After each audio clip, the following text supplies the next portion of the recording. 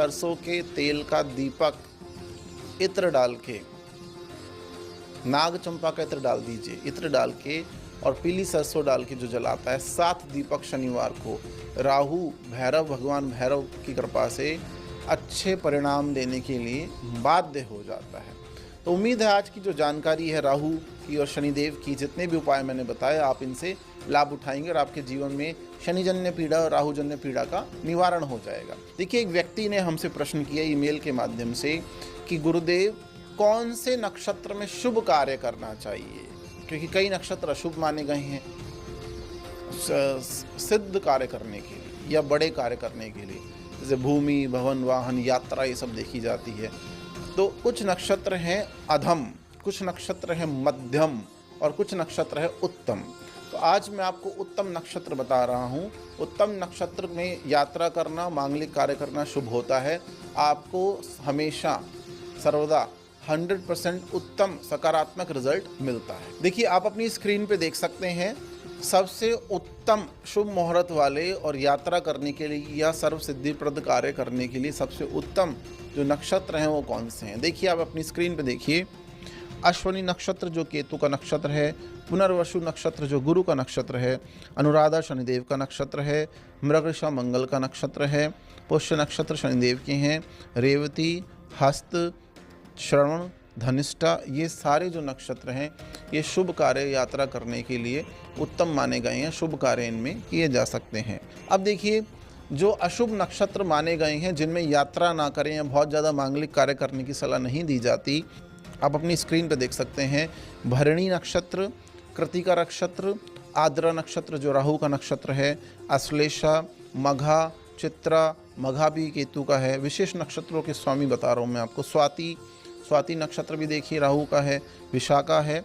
इनमें यात्रा और मांगलिक कार्य नहीं करने चाहिए। तो ये हैं उत्तम नक्षत्र, अधम नक्षत्र, जिसमें कार्य करना चाहिए, जिसमें कार्य नहीं करना चाहिए। और इसके अलावा जितने भी नक्षत्र हैं वो मध्यम नक्षत्र हैं, वो मध्यम रिजल्ट देने वाले हैं।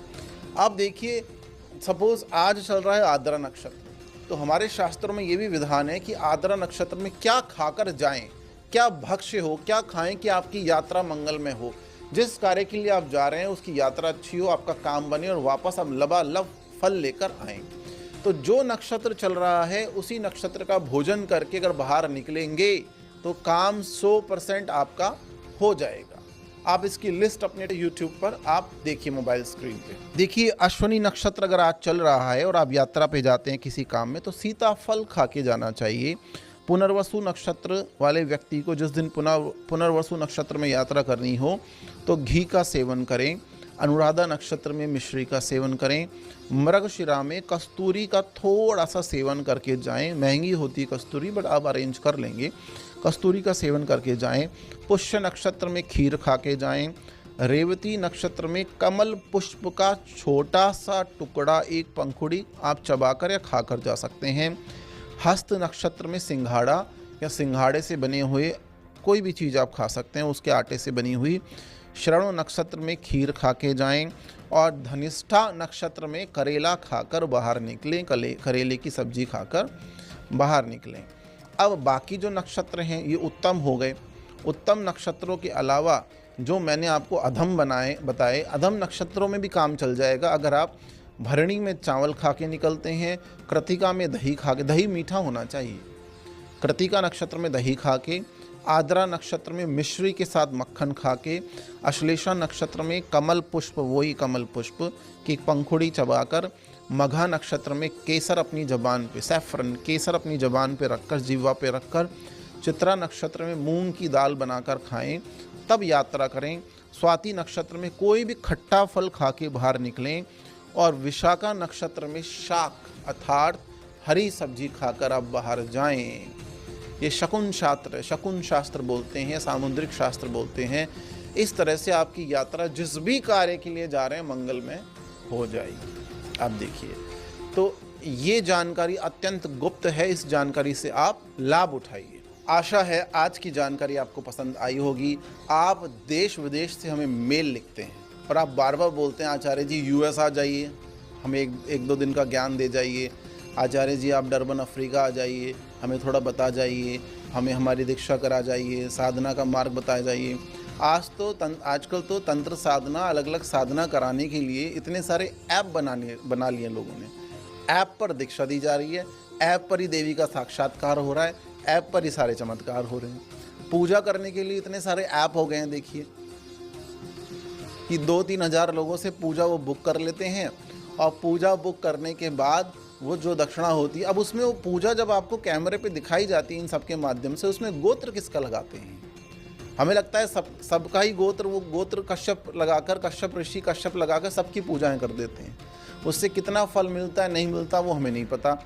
और जब किसी सिद्ध पीठ या शक्तिपीठ की पूजाओं में कैमरा अलाउड ही नहीं है, माँ भगवती चाहे वैष्णो देवी जाइए, कामाख्या जाइए, गर्भगृहों में कहीं भी किसी भगवती के स्थान पर सिद्ध पीठ या शक्तिपीठों पे कोई मोबाइल या कैमरा अंदर अलाउड ही नहीं है।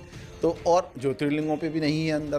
तो जब ये पूजा पाठ अनुष्ठान होते हैं, जो आप ऐप वगैरह से ऑनलाइन बुक करते हैं पूजा पाठ अनुष्ठान, यहाँ तो ये सिद्धांत है देखिए कि कोई भी अर्चन, कोई भी पूजा पाठ, जप, होम हवन कुछ भी कैमरे पे नहीं दिखाया जाता।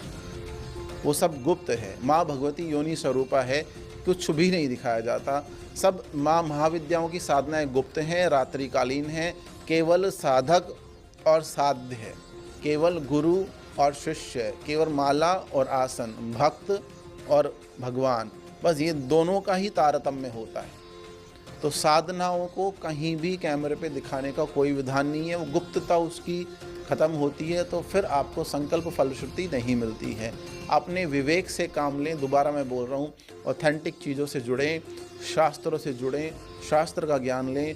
आप खुद ही अपने आप को एनलाइट कर सकते हैं। उचित गुरु के सानिध्य में जाकर आप एनलाइट कर सकते हैं। उम्मीद है, आशा है, भगवती की कृपा आप पर बनी रहे।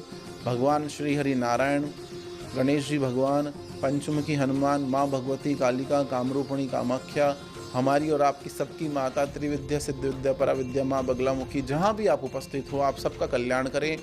कल्याणकारी भावना से ही आज के वीडियो का हम समापन करते हैं। आज की जानकारी आपको कैसी लगी? astrokeshawpandit@gmail.com पे आप लिखना ना भूलें। दूसरा